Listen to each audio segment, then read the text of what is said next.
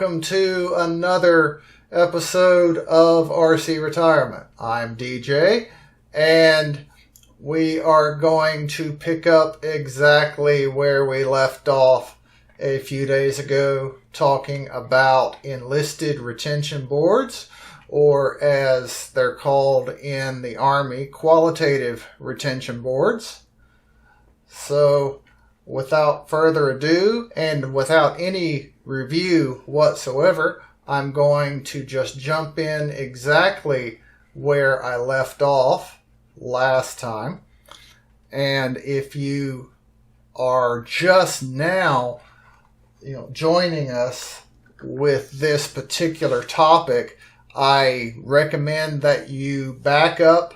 And if you're watching on YouTube, that you go back to episode 98. And if you're listening on podcast, that you go back to episode 93 and pick up where you left off, or what on the episode that you had prior, so that you understand what's going on. In fact, let me make sure that I've got the episode numbers correct here, because I'm just going off the top of my head. Yep, episode 93 for podcasts and episode 98 for the YouTube episodes.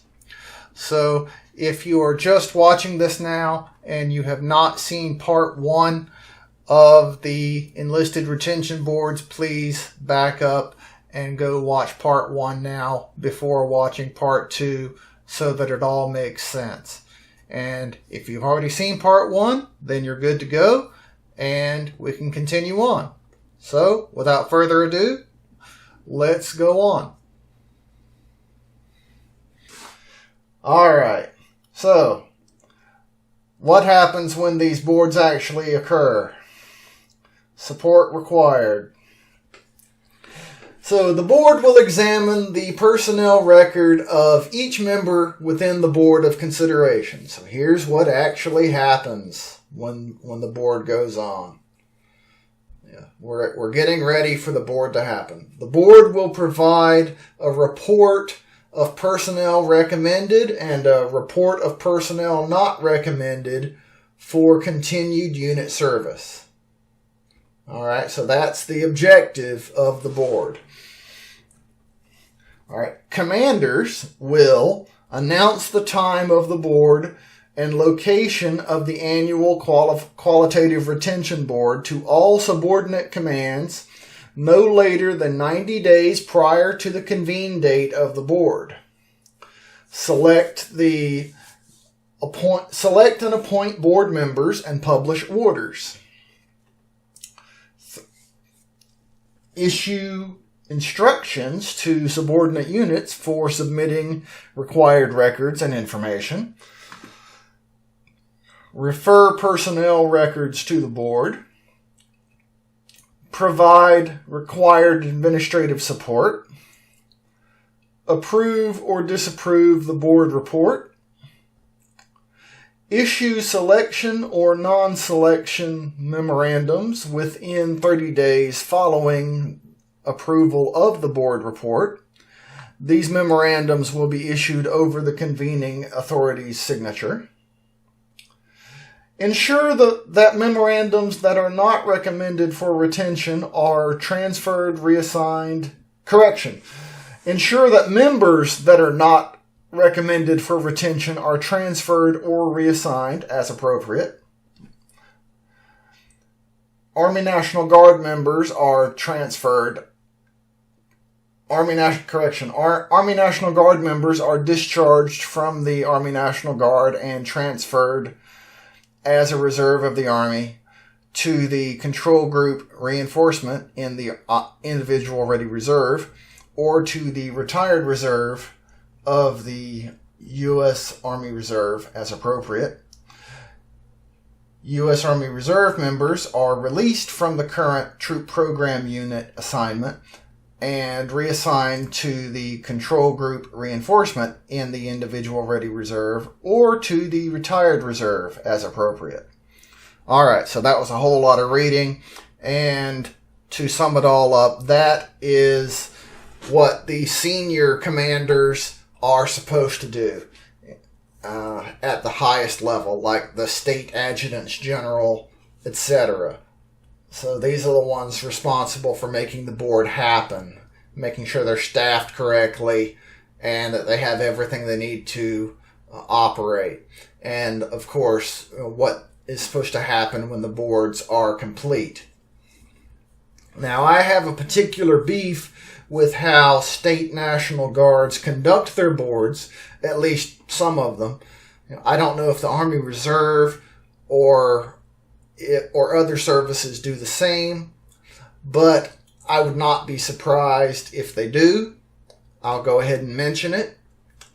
I took a look, in fact, take a look at paragraph Bravo 8. I'll go ahead and display it on the screen. It says, ensure that members that are not recommended for retention are transferred or reassigned as appropriate. Notice that the only options in A or B below that are that either they can transfer to or reassign the member to either the reinforcement control group of the IRR or to the retired reserve. Many state National Guards are adding a third option to their counseling checklist and thus to their final enlisted transactions, if the member is not retained, that of complete discharge from the military. This is not supported by regulation. When I was working in retirement services in the Michigan National Guard, I lobbied strongly for the state to end its practice of offering this third option and used this section of the Army regulation as my evidence for doing so. Eventually, I was successful, but it took about 2 years to become so, and only after a great deal of resistance and many senior NCOs and officers saying, but we've always done it this way. If your state is doing this, which is wrong, then use this citation from AR 135-178 to prove them wrong.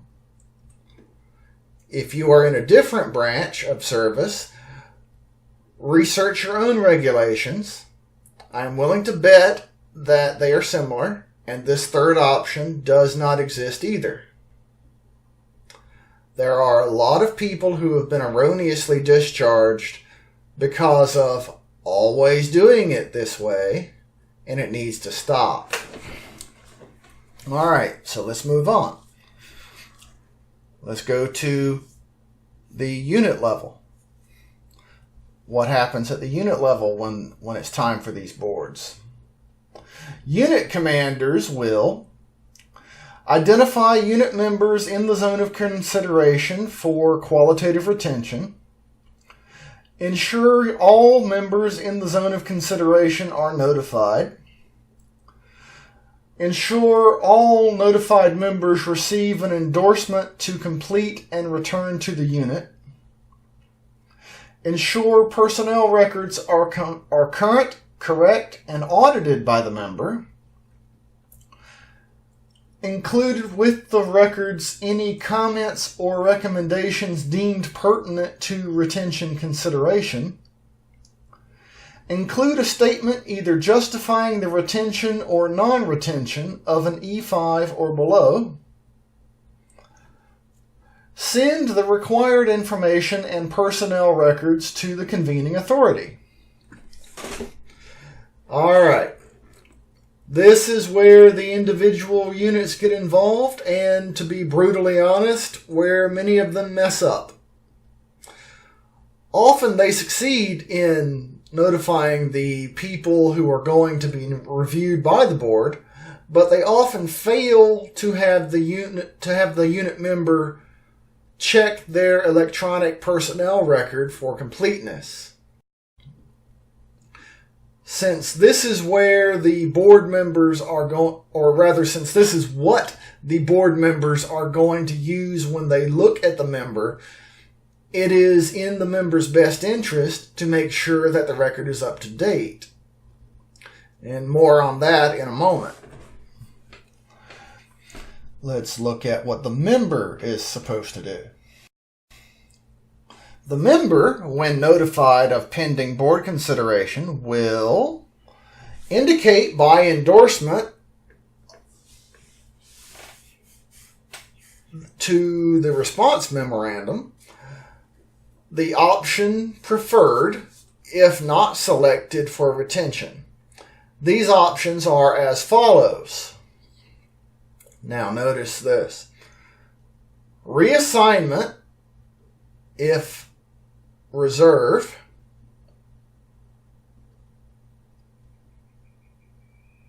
Let's make sure I say this right.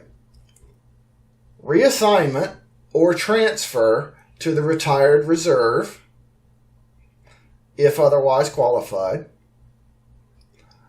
Reassignment or transfer to the individual ready reserve. All right, yeah, I did mess that up a little bit, but it's fine. Complete the response to notification memorandum. Return the memorandum to the unit commander within 10 days of receipt. Members who refuse to complete the memorandum or fail to respond within 10 days will be reported to the unit commander. Audit the member's military personnel record to ensure they are current, complete, and correct. If desired, include with the records any comments regarding the pending board consideration. Such comments may include, but are not limited to, the unit commander's comments and recommendations. All right. I started to rant a little bit on this earlier, and it needs time to do it right.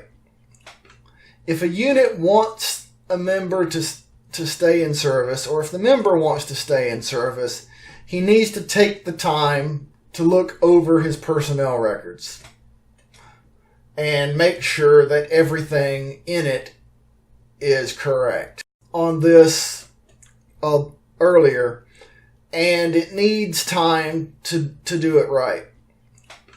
If a unit wants a member to stay in service, or if the member wants to stay in service, he needs to take the time to look over his personnel records and make sure that everything in it is correct.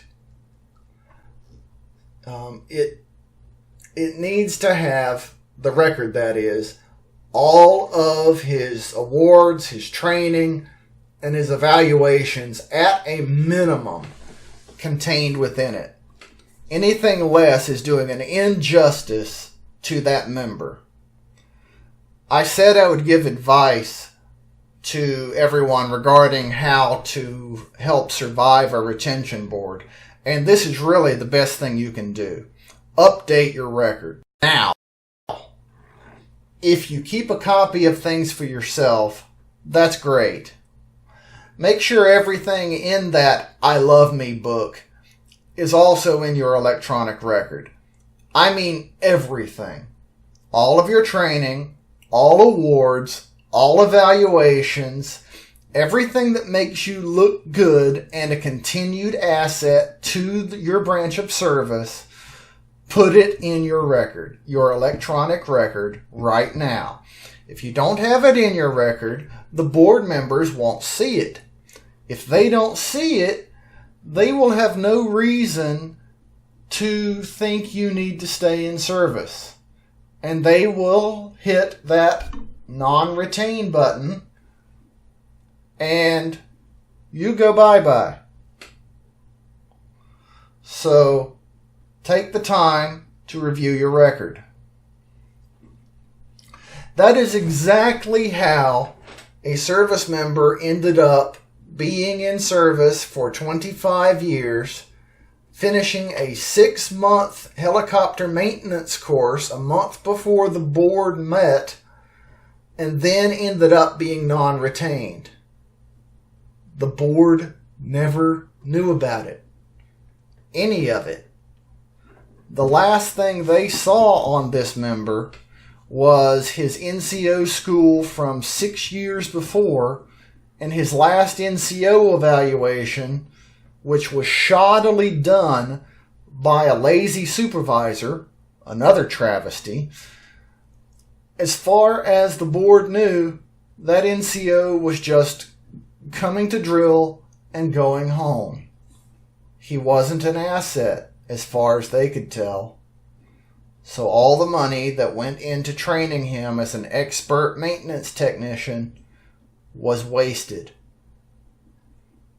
This was a full-time maintenance technician who just completed a 6-month school. And he was non-retained. So, all that because his records were not maintained. What a waste. Let's move on. Board composition. Here's who's actually looking at you. The board will be composed of 3 command sergeants major, or equivalent E9s, and 2 field grade officers as voting members. 1 officer in the grade of colonel or lieutenant colonel, if a colonel is not available, will serve as president of the board.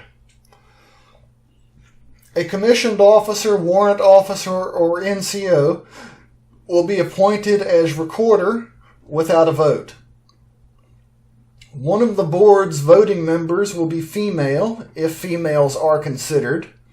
1 member will be a minority, if reasonably available, if minorities are considered. Orders appointing the board will identify female and or minority members. A person being considered by the board will not serve as a member of the board or as a recorder.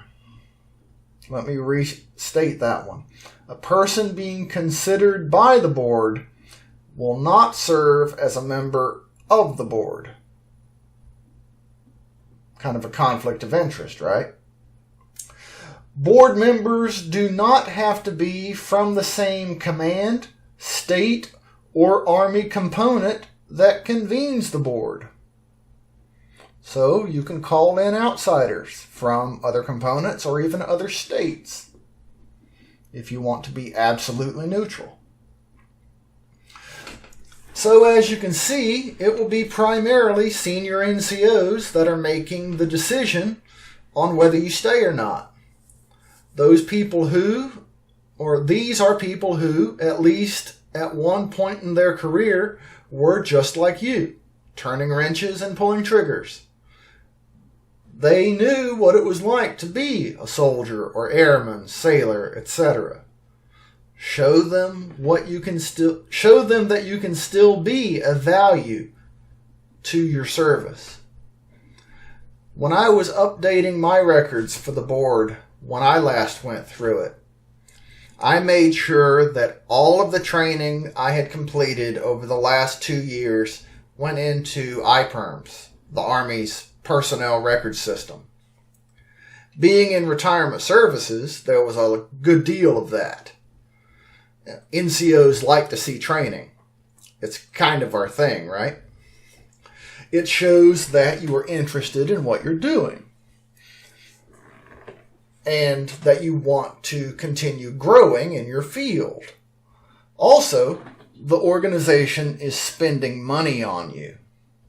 When I was in high school in junior ROTC, long ago, my instructor, a retired master sergeant, gave a profound piece of advice as I was graduating.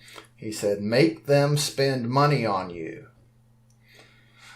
And he said that's the best way to stay in service a long time. Make them spend money on you. And going to training is a great way to do that. If you keep it in your record, like I said. So, no one likes to see that money wasted. So that's how you link them together. Make them spend money on you and prove it. Keep it in your record.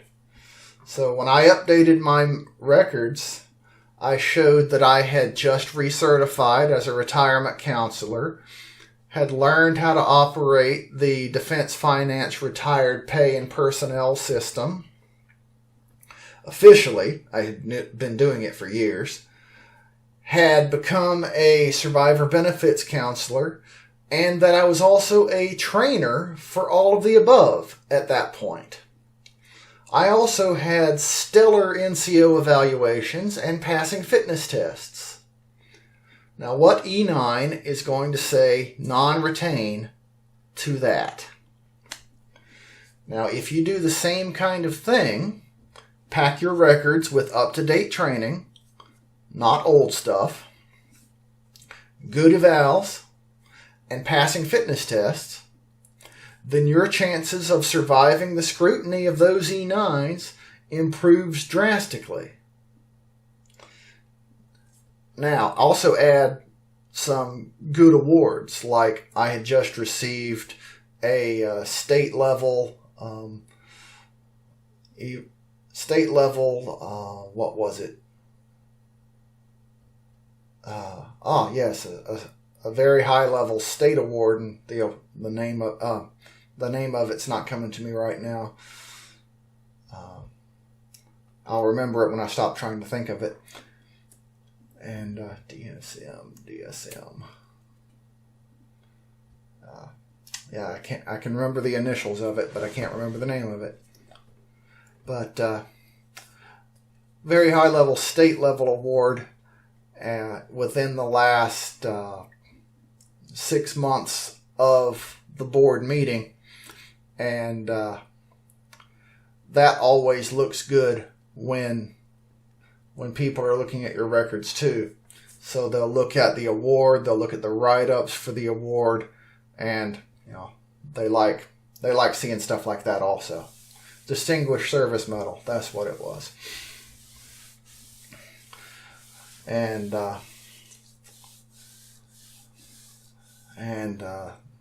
so when stuff like that pops up, that makes people happy. All right.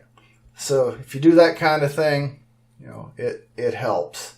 It makes things look real good. Now you can also write a letter to the president of the board, not to anyone in particular, just generically to the board, if you wish, explaining your career goals, if you're retained, things of that nature. I did this as well, and I believe it helped. All right, so here is how the board actually conducts itself. It's just 3 lines, and this is how you can help yourself help them. So, conduct of the board. The board will evaluate the future benefits that can be expected to accrue to the branch of service from the continued service of each person. The board should consider the following factors: performance and leadership potential as demonstrated by evaluation reports, review of the member's personnel file, and other evidence contained in the official record presented to the board. Physical fitness. Any other factors having a bearing on the member's future performance and contribution to a unit. that is it. If the board's vote is not unanimous, the dissenting members may prepare a minority report to support the dissenting position. A copy of this report may be attached to each copy of the board report. All right. After all I've said already, this section may seem like little more than a repeat of it, and it, it's pretty simple, isn't it? The board is going to look at you and determine what value you offer to the service over the next year or two. If they believe your value is high enough, they will recommend retention. If not, non-retention. And as scary as all of this may seem, the vast majority of people reviewed by retention boards are retained. Contrary to popular belief, there is not a quota that must be met as far as the number of people who are non-retained every year. There have been years when people have thought this, but usually when the cases are reviewed, it just turns out that there were actually just a lot of people who were not retained due to poor fitness test histories or unprofessional appearance in official photographs or some other reason in their records. It was not a quota system or anything of that nature. Now, also, when I did my own studies of retention board, retention numbers, it looked like the non-retained numbers were historically anywhere from 0.5% to 1.5%, running somewhere in there. But it never really had any reliable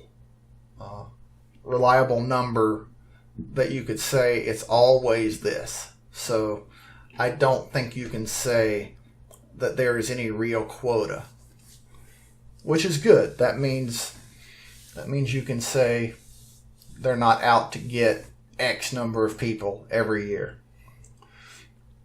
All right, moving on. Board recommendations for retention. Qualitative retention boards may recommend members in the zone of consideration. Members, if retained, will again be considered by the board when they become eligible, which means normally 2 years. Sorry, sometimes 1. Forgive the surprise there. All right, there's not much I can say here. I may have to do some editing on that.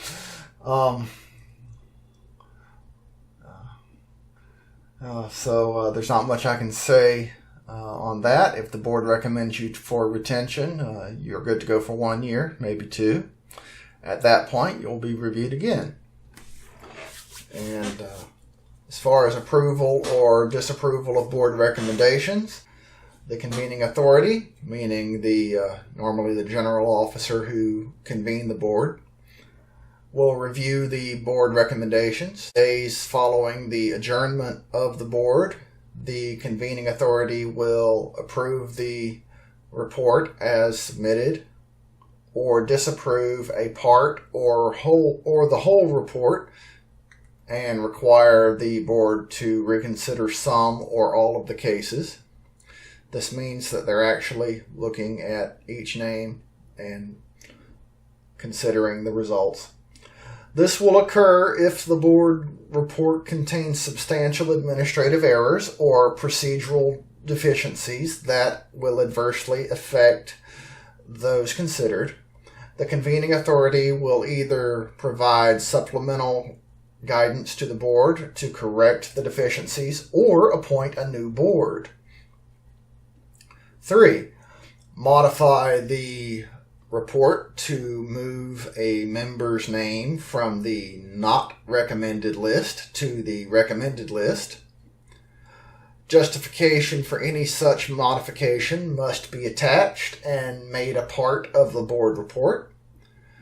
The convening authority is prohibited from moving a member from the recommended list to the not recommended list. 4. Require board reconsideration of any individual case in which material error is... Let me start over. Require board recommendation of any individual in which material error in the record, as reviewed by the board, is established. The convening authority may do this at any time during 60 days after the board adjourns. 5. Administratively delete from the recommended list or the not recommended list the name of any member erroneously considered by the board. A member will be determined to be erroneously considered if the member was not within the zone of consideration or was not to be considered by the board. For example, if they did not actually have 20 years of qualifying service or AGR or on active duty orders or were in sanctuary, any of those. Reasons for disapproving the results of the board include, but are not limited to, the following. The board membership did not satisfy the board composition requirements. The memorandum of instruction to the board was different from the prescribed content and format. The board oath was not properly administered. The board failed to comply with the memorandum of instruction. Alright, so you can see here that there is a lot of behind-the-scenes work going on before the select and non-select letters go out. JAG looks at it and has its say. The general has his say. Everyone has to approve the board results for every person before the letters are printed and mailed. There are a lot of safeguards built into this whole procedure to, hopefully, prevent the wrong people from being considered and or non-retained. And that's a good thing. We don't want people being, cut from service who shouldn't be. And sadly, it does still occasionally happen, but with all of these people looking at it, that is a rarity. Thank goodness. All right. Safeguard against premature separation from unit membership. This is the next quotation here. No member will be considered by a qualitative retention board or separated from unit membership under this chapter unless the member has completed 20 years of service for non-regular retired pay no later than the day before the board convened. Units shall maintain a written record of each member's response to memorandum of notification as prescribed under paragraph 16-6. So each unit is going to keep that on record. iPerms or the other electronic record system being a good place for it. Final disposition through the disability evaluation system takes precedence over execution of qualitative retention board results. Hint, hint. Now here's a little bit of trivia about retention boards. The disability evaluation system precludes it. If you are currently in the middle of such an evaluation, even if you have been non-retained by the board, you will stay in service until the medical evaluations are complete, no matter how long that takes. The evaluation won't prevent you from being considered by the board, but it will possibly keep you in service a little bit longer. So keep that in mind. You will, of course, still be discharged from service after the evaluations are complete if you were non-retained by the board. But it won't keep you here forever, but it will keep you here a little bit longer. So, disposition of members not selected for retention.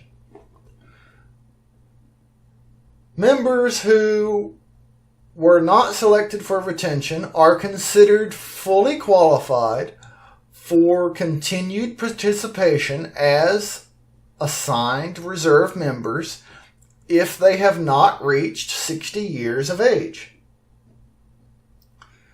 Members not selected for retention will be processed for transfer or reassignment according to the option selected under paragraph 16-6 Delta, subparagraph 1, and indicated by endorsement to response memorandum. However, military technicians, dual status, may request continued retention in their current assignment per paragraph 16-17 Delta or 16-17 Echo. All right, I'm going to pause. There's a lot of stuff coming up about military technicians. And yeah, all of this is about technicians. So if you don't want to hear that, you can skip forward a minute or so. But yeah, this is all about technicians, but it's good stuff for them. Let's continue. The convening authority in paragraph 16-5 will issue selection or non-selection letters within 30 days of approval of the board report. Transfer or reassignment must be completed not earlier than 90 days of the date of the non-selection letter. The convening authority must adjust the removal date to a maximum of 365 days when removal will have an adverse effect on mission accomplishment or is not in the best interest of the service. If a convening authority adjusts the removal date, the date must be the same for all non-selects, regardless of member status. Delta. A. An Army National Guard military technician, dual status, not selected for retention, may submit a request for retention in a current assignment, provided the technician, I'm going to cut that in half a little bit, provided the technician is not eligible for immediate unreduced retirement annuity, which will have at least 15 years creditable towards such an annuity on the date that the technician would otherwise be removed from the unit, and will become eligible for such immediate unreduced retirement annuity on or before the last day of the month in which the technician reaches 64 years of age. Submit requests through the command to the State Adjutant General. The military status will not be changed while the status is pending final determination. Subparagraph 1. If the request is not approved, the member will not be processed for transfer or reassignment according to the option selected under paragraph 16-6 Delta, subparagraph 1, and indicated by endorsement to notification memorandum. Subparagraph 2. If the request is approved, the member will be retained in their current assignment unless sooner removed under other provisions in this regulation, to include 2 consecutive physical fitness test failures or failure to meet body composition standards, until the earlier of attaining eligibility for their immediate unreduced annuity or age 64. A later qualitative retention board will not consider the member. However, since the member was not found best qualified for military retention by a board, but retention was approved to provide for an immediate unreduced civil service annuity eligibility, the member will not be eligible for later promotion consideration. A member may not appeal non-selection for retention by Qualitative Retention Board other than for reason of ineligibility for consideration or material error in the member's record reviewed by the board. Members pending final medical determination from Disability Evaluation System and who were selected for non-retention will be separated within 90 days upon notification of final medical disposition. So sorry about the long, monotone reading there, but there is a lot of good information. And I am going to post the whole of the Army regulation here in the show notes so that you can read so you can access chapter 16 yourself. And of course, you've had it up on, if you're watching the video, you've had it up on the screen the whole time for yourself as well. So let's keep going. We're almost done. A member who has not been selected for retention by a Qualitative Retention Board will be transferred or reassigned to the retired reserve or to the individual ready reserve, depending on the member's option selection. A subsequent reaffiliation with or reassignment to a unit is prohibited. See Army Regulation 140-10 or other applicable regulations depending on branch of service. Now, this paragraph simply says that a unit member cannot switch from individual ready reserve or retired reserve status to a drilling member of the Army Reserve. Now, I have seen an interesting exception to this. A staff sergeant in the National Guard was not retained by a Qualitative Retention Board.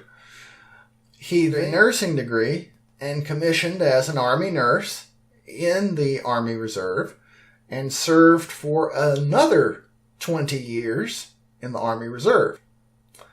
He hired as a lieutenant colonel and had a significantly higher retirement than he did when he left the National Guard. So this just makes me think of something that a personnel warrant officer used to always say to me, which was, there's a waiver for everything. So there's always a way somehow, and this guy found it. So rejoice, you're near the end. All right, so that was it for part 2, and I'll go on with my previously recorded outro for the original version of part 2. This is it for my crash course on retention boards in the military, at least those pertaining to enlisted personnel with 20 or more years of qualifying service. Later on this week, I will talk about the officer version of these boards, and next week I will talk about another type of retention boards, those for non-deployable soldiers. And you'll also see article versions and podcast versions of those as well. So I hope this very long episode was useful for you. Educational, informative, and most of all, entertaining. Because if it wasn't entertaining, you wouldn't have stuck around this long. So if it was any of those, then please pass it on to other people. And if you're still here on YouTube, give it a thumbs up and click the share button, click the like button. And I do ask that you support my work. Go on over to patreon.com and help me out on a monthly basis at whatever level you choose. I would greatly appreciate that. And since we are talking Patreon, I would like to thank Mike and Derek, who are my two most recent supporters. Thank you very much. I appreciate it. You are wonderful people. And my two newest supporters, but both at, I won't say how much they're giving me per month, because that might make people shy. So it's no one's business how much they're contributing. But thank you anyway. I greatly appreciate it. All right, so that is it for today. I thank you for being part of this audience and for spending your time with me. Please join me for my next episode coming up soon. And as always, thank you for your service. Have a wonderful day. If you liked what you heard on today's episode, then please go below and give it a thumbs up, and be sure to subscribe to this channel. Also, please let other people know about this channel and the information it can provide for them. If you have questions or comments, then please have no qualms about posting them in the comments section below. Please remember the RC Retirement YouTube channel and the RC Retirement website are not recognized or endorsed by the Department of Defense, the Department of Veterans Affairs, or any other government agency. The information presented in these resources are for entertainment and informational purposes only. Also, the content of either of these resources should not be considered financial or legal advice. Please consult with your own legal counsel, accountant, or financial planner before making any decisions based on what you have learned here. As always, thank you for watching the RC Retirement YouTube channel.